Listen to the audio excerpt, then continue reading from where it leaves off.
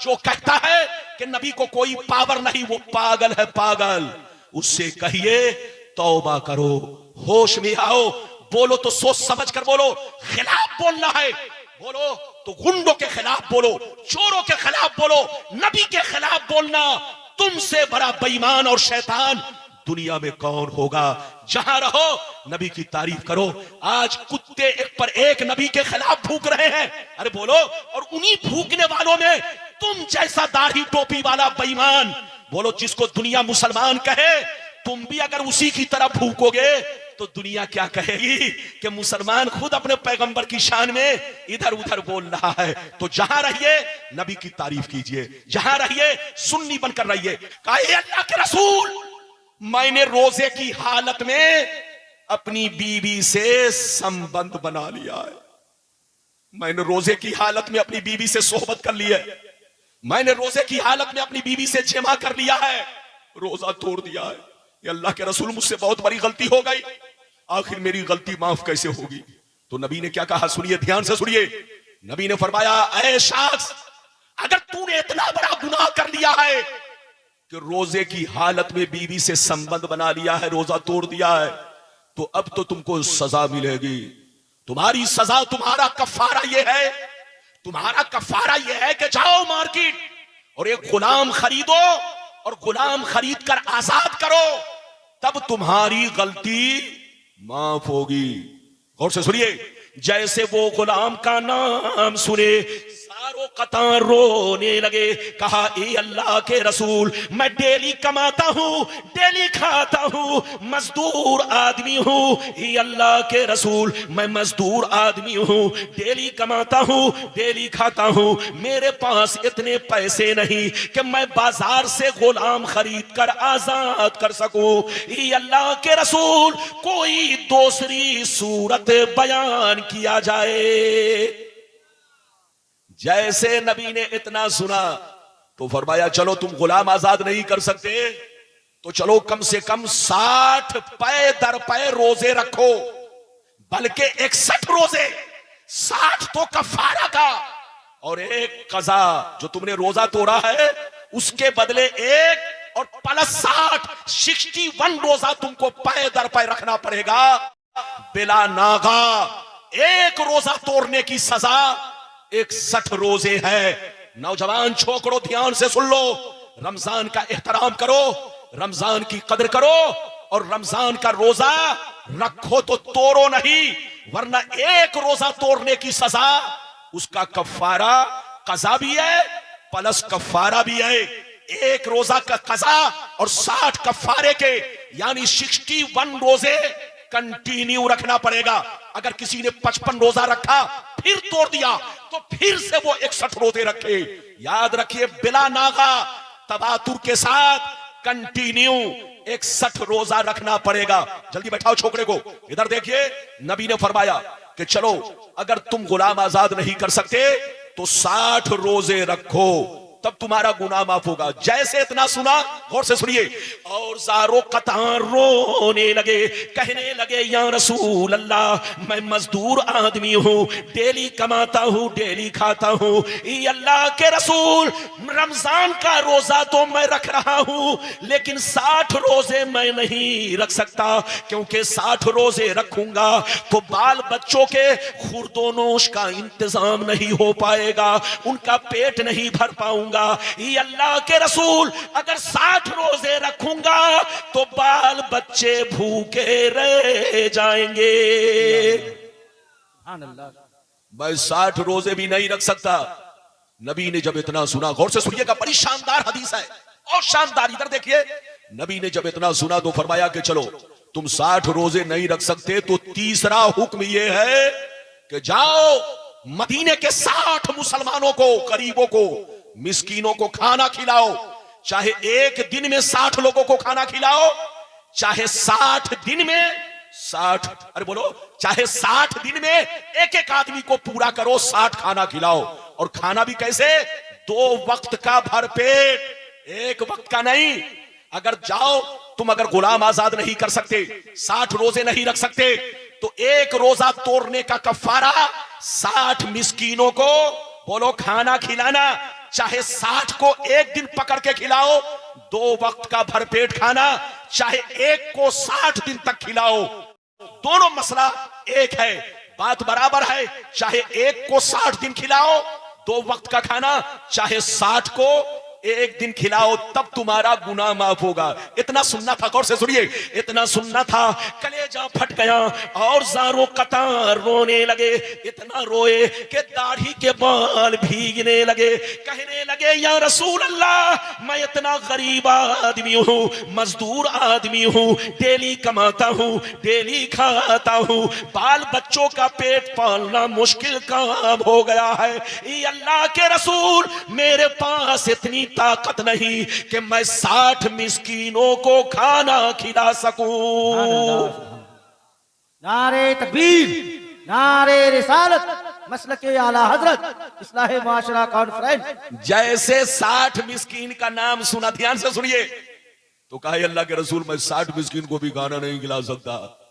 अल्लाह के रसूल, मैं तो गरीब आदमी हूं, मैं डेली कमाता हूं, बच्चों का पेट पालता हूं, ये 60 मिस्कीन को मैं कैसे खाना खिला सकता हूं।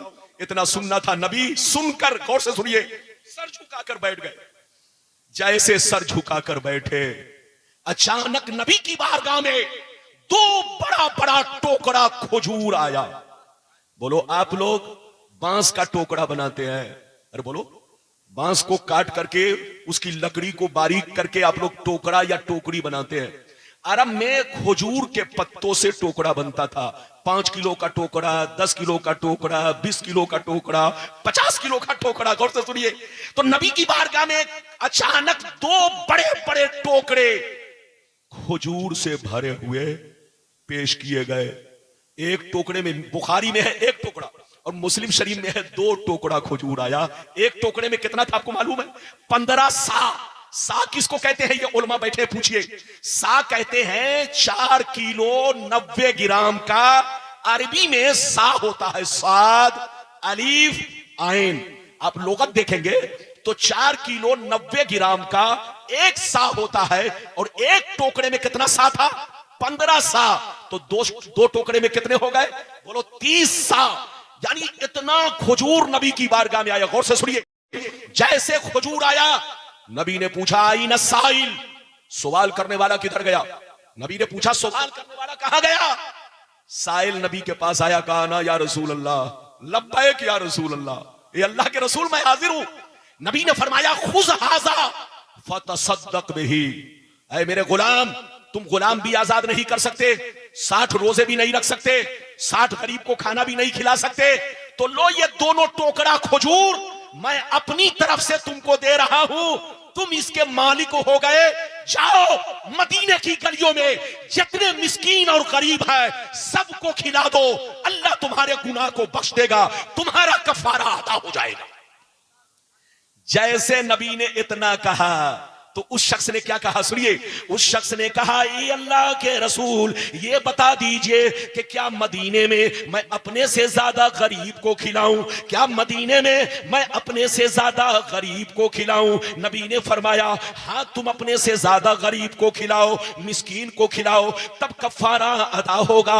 इतना सुनना था, कलेजा फट गया, कसम खाकर बोलने लगे फवल्लाह मा बैन लाबतैहा युरीदुल हर्रतैन अहलु बैतिन अफकरु मिन अहले बैती। कसम खुदा की, ये अल्लाह के रसूल, मदीना शहर में हमसे ज्यादा कोई गरीब नहीं है, किसी का बच्चा गरीब नहीं है, कोई घराना गरीब नहीं है। ये अल्लाह के रसूल, मदीना में सबसे ज्यादा गरीब मैं हूं, सबसे ज्यादा मिस्कीन मैं हूं, खिलाऊं तो किसको खिलाऊं, बांटू तो किसको बांटू। इतना सुनना था, नबी मुस्कुराने लगे। इतना सुनना था, नबी मुस्कुराने लगे और इरशाद फरमाने लगे, ऐ मेरे गुलाम, अगर मदीना में तुमसे ज्यादा कोई गरीब नहीं है तो जा जा, आज मैं अपने पावर का इस्तेमाल कर रहा हूं, सबके लिए अलग कानून है, आज तुम्हारे लिए अलग कानून है, जा जा, अगर मदीना में तुमसे ज्यादा कोई गरीब नहीं है तो ये दोनों टोकरा खजूर अपने बच्चों को खिला दो, तुम्हारा कफारा अदा हो जाएगा। सुभान अल्लाह, सुभान अल्लाह। इजाजत है? जल्दी बोलो, इजाजत है? तो बिल्कुल अदब से बैठे, होश में बैठे। इजाजत है? जल्दी बोलो, इजाजत है? अगर इजाजत है तो मैंने आपको बड़ी प्यारी हदीस सुना दी है, मतलब सुनने के लिए तैयार हो जाइए, कलेजा दहल जाएगा, कलेजा। इजाजत है? जल्दी बोलो, इजाजत है? अगर इजाजत है तो बाबू लोग मतलब सुनिए। नबी ने इरशाद फरमाया, आका ने इरशाद फरमाया, ऐ मेरे गुलामों, बेशक मैं वो देखता हूं जो तुम नहीं देखते हो, बेशक मैं वो देखता हूं जो तुम नहीं देखते हो, और बेशक मैं वो सुनता हूं जो तुम नहीं सुनते हो। आसमान का चरचराना तुम नहीं सुनते हो, मैं सुना करता हूं। फरिश्तों का बात करना तुम नहीं सुनते हो, मैं सुना करता हूं। इधर देखो, नबी फरमाते हैं, सातों आसमान में 4 उंगली भी जगह खाली नहीं है जहां अल्लाह के फरिश्ते अल्लाह को सजदा ना कर रहे हो। तुम लोग नहीं देखते हो, मगर सारा मंजर मैं देखता रहता हूं। अब सुनिए, नबी कसम खाकर कहते हैं, कसम खुदा की जो कुछ मुझे मालूम है, अगर तुम लोग जान लेते तो हंसते कम, रोते ज्यादा, बाल बच्चों को छोड़ देते, बीवी को छोड़ देते, माँ बाप को छोड़ देते। जो मैं जानता हूं, अगर तुम लोग जान लो तो हंसोगे कम, रोगे ज्यादा, बाल बच्चों को छोड़ दोगे, माँ बाप को छोड़ दोगे, जंगल में भाग जाओगे, अल्लाह से रो रो कर कहोगे, अल्लाह काश मैं एक पेड़ होता, काश मैं एक दरख्त होता, अल्लाह काश मैं एक पौधा होता कि मुझको काट दिया जाता। अल्लाह अल्लाह। नबी फरमाते हैं, कसम खुदा, कसम खाकर। नबी को कसम खाने की कोई जरूरत नहीं, लेकिन नबी ने फरमाया, कसम खुदा जो मैं जानता हूं, जितना मुझको इल्म है, अगर तुम लोग जान लोगे तो बच्चों को छोड़कर जंगल में भाग जाओगे, माँ बाप को छोड़कर जंगल में भाग जाओगे, खेती किसानी छोड़कर जंगल में भाग जाओगे, और अल्लाह से कहोगे, अल्लाह मैं बेकार इंसान बनाया गया, काश मैं एक पेड़ होता, काश मैं एक दरख्त होता, काश मैं कोई पौधा होता कि मैं काट दिया जाता, जला दिया जाता, मुझसे हिसाब नहीं लिया जाता। अब आप फैसला करें कि नबी को कितना इल्म है। आसमान यहां से करोड़ों किलोमीटर दूर। अच्छा एक बात बताओ, चांद कितने किलोमीटर दूरी पर है? अरे बोलो, आप लोगों ने सुना है कि नहीं? बोलो, जोर से बोलो। चांद 3,84,000 किलोमीटर की दूरी पर है जमीन से। चांद, जोर से बोलो, कितना किलोमीटर है? 3,84,000 किलोमीटर की दूरी पर है, और चांद से करोड़ों किलोमीटर दूरी पर आसमान है। और ये पहला आसमान, और दूसरा भी उतनी ही दूर है जितना पहला। बोलो, और दूसरे से तीसरा उतनी ही दूर, चौथा उतनी ही दूर, पांचवा छठवां उतनी ही दूर, सातवां उतनी ही दूर। अब आप फैसला करो, जो लोग नबी को अनपढ़ कहते हैं उससे बड़ा अनपढ़ कौन होगा? अबे पागल की औलाद, करोड़ों किलोमीटर की दूरी पर आसमान है। नबी को सातों आसमान की खबर है, फरिश्तों की खबर है, उनकी गुफ्तगू सुनते हैं, उनके मशवरे को सुनते हैं, उनकी बातों को सुनते हैं, सारी चीजें देखते हैं। तो जिस मुस्तफा को करोड़ों किलोमीटर आसमान का इल्म है, उस मुस्तफा को क्या जमीन वालों का इल्म नहीं है? क्या जमीन वालों की खबर नहीं है? मेरा रसूल ऐसा आलिम है कि उनसे बड़ा आलिम जमीन पर कोई नहीं है। बलगल उला बिकमालिही, कशफत दुजा बिजमालिही, हसनत जमीओ खिसालिही, सल्लू अलैहि व आलिही। मैंने 2 वादा पूरा कर दिया। अगर टाइम हो, अख्तर परवाज साहब कह रहे हैं हजरत तीसरा ही पूरा करके छोड़ दीजिए। हाँ, क्योंकि सबका लिहाज रखना है, वरना जनाब जानते हैं दिलबर साहब बहुत गुस्सावर है। इधर देखिए, दिलबर साहब के सामने अगर कोई बहुत लंबा टाइम ले ले तो दिलबर बहुत खिसिया जाते हैं। हाँ, तो मैं नहीं चाहता हूं कि मेरा दिलबर खिसियाए, क्योंकि खिसियानी बिल्ली खंबा नोचे। अरे जोर से बोलो, कहीं ऐसा ना हो दिलबर को गुस्सा आ जाए और स्टेज पर कहीं लड़ाई शुरू हो गई। तो अब तक मैं बचा हूं, अरे जोर से बोलो, अब तक मैं बचा हूं सिर्फ मेरी किसी भी मौलाना से न तो कमरे में लड़ाई है, न ट्रेन में लड़ाई है, न सफर में लड़ाई है, न शायरों से, न मौलाना से, मेरे लिए सब दिल में है। जोर से बोलो, मेरे लिए सब दिल में है। ये दिलबर भी बहुत हमारे, बोलो, हम इनसे मोहब्बत करते हैं। अख्तर परवाज साहब, इनसे भी मैं मोहब्बत करता हूं। शमीम फैजी साहब जो हमारी जमात के अजीम नातखा है, इनसे भी बेपनाह मोहब्बत करता हूं। इधर देखिए, नात खानों से हमारे बुजुर्गों का रिश्ता शुरू से रहा है। अरे जोर से बोलो, इस रिश्ते को तोड़ा नहीं जा सकता। ये रिश्ता तो मरते दम तक रहेगा। लेकिन गुजारिश यही है कि हमारे शोरा, हमारे उलमा का अदब करें, और उलमा से गुजारिश ये है कि अपने छोटों पर शफकत करें। अरे बोलो, अपने छोटों पर शफकत करें। अगर उनसे छोटी गलती हो जाए तो उन्हें मोहब्बत से समझा दिया जाए। ये उनका फरीजा बनता है, ताकि वो भी हमारी इज्जत करें, और जोर से बोलो, वो भी हमारा एहतराम करे। तो बड़ों पर यह है कि छोटों पर शफकत करे, छोटों को इज्जत से समझा दे, मीठे अंदाज में समझा दे। और उलमा और शोरा पर यह जिम्मेदारी है कि अपने उलमा का एहतराम करे, बुजुर्गों की इज्जत करे। ये गुजारिश है और कोई बात नहीं है। मैं तो सबके लिए हूं। हमारे उलमा भी हमारे हैं और हमारे नातखा भी हमारे हैं। इज्जत से बैठे। अगर इजाजत दे तो बस आखिरी 10 मिनट के लिए, 10 मिनट बर्दाश्त करेंगे? और बोलो 10 मिनट बर्दाश्त करेंगे तब, वरना यहीं पर तकरीर बंद। जब तक सब हाथ नहीं उठाएगा बंद। अरे आधा आदमी हाथ उठाया, मैं सब देख रहा हूं, मैं सब देख रहा हूं। कौन खैनी लगा रहा है, कौन गुटखा खा रहा है, कौन लाई खा रहा है, मेरी नजर सबको देख रही है। इधर देखिए, जलसे में हर तरह के लोग आते हैं। बोलो आते हैं कि नहीं? कुछ लोग आते हैं जिलेबी खरीदने, और कुछ लोग आते हैं समधी से मिलने, और कुछ लोग आते हैं ससुराल का मुर्गा खाने।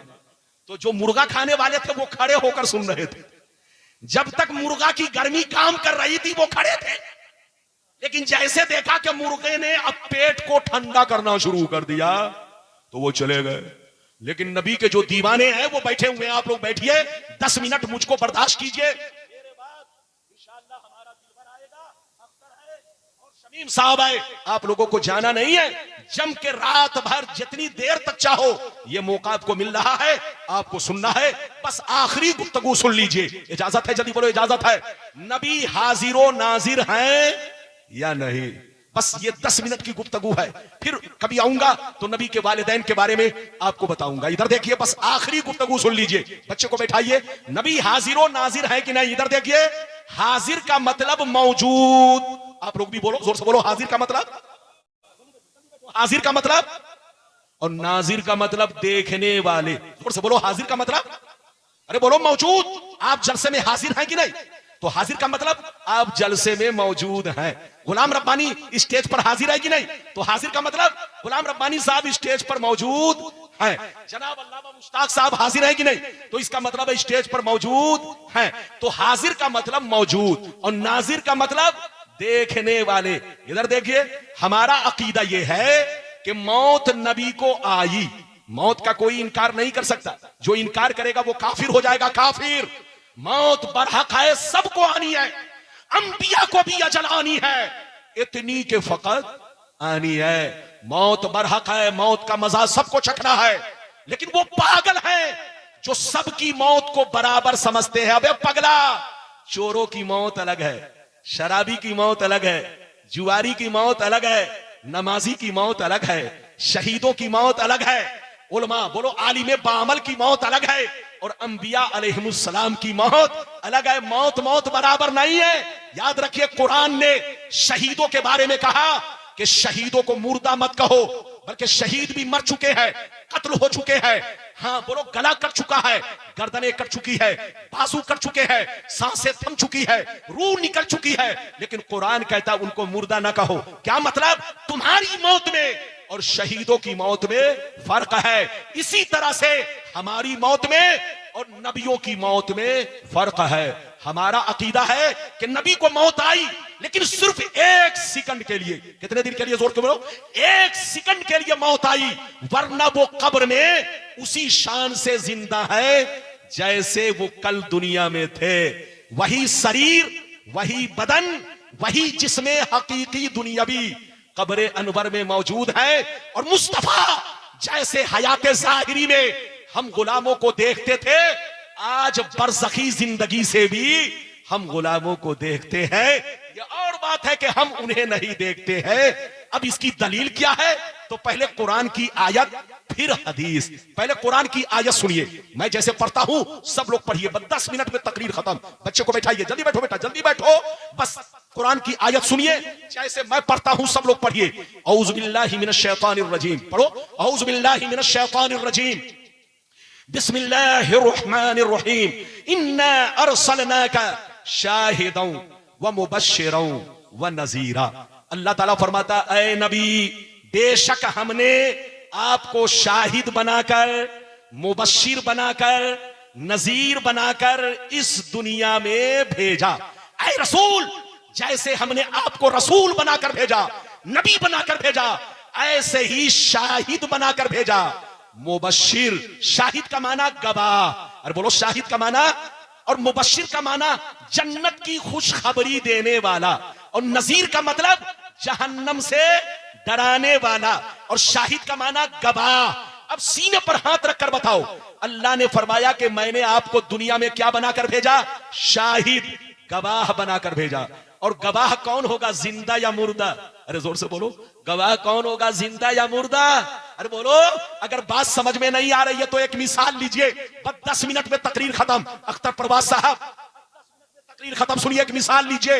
ये बताइए, अगर कोई किसी का मर्डर कर दे, क्या कर दे, जोर से बोलो, मर्डर कर दे, कत्ल कर दे, पुलिस आए पकड़ के ले जाए, कहां पहुंचेगा? जोर से बोलो, जेल। अरे जोर से बोलो, कहां पहुंचेगा? जेल पहुंचेगा। जब जेल पहुंचेगा तो जज पूछेगा, बोलो क्या बात है? तो वकील बोलेगा, सर ये कातिल है। क्या कहेगा? सर ये कातिल है, इधर देखिए, सर ये कातिल है, इसने फला का मर्डर किया है। तो जज पूछेगा, कोई सबूत? जज इधर देखिए, जज पूछेगा ना, कोई सबूत? जैसे जज ने पूछा, ऐ वकील तुम्हारे पास कोई सबूत है? तो वकील ने कहा, हां सर मेरे पास सबूत है, मेरे पास 3 गवाह है। कहा अच्छा पेश करो। कहा सर पहला गवाह कोर्ट में हाजिर नहीं है, अमेरिका में है, और दूसरा गवाह अंधा है, अंधा, और तीसरा गवाह साल भर पहले मर चुका है। तो सीने पर हाथ रखकर बताओ, जज उसकी बात मानेगा? जज कहेगा, अबे पगला वकील, मैं तेरी वर्दी उतार लूंगा। तुम्हें कोर्ट का कानून मालूम नहीं कि जो गवाह बनेगा उसका जिंदा होना जरूरी है, जो गवाह बनेगा उसका कोर्ट में मौजूद होना जरूरी है, जो गवाह बनेगा उसका आंखों से देखना जरूरी है। जो आंखों से नहीं देख सकता वो गवाह नहीं बन सकता। जो मिट्टी में मिल चुका है, मर चुका है, वो गवाह नहीं बन सकता। जो हाजिर और मौजूद नहीं है वो गवाह नहीं बन सकता।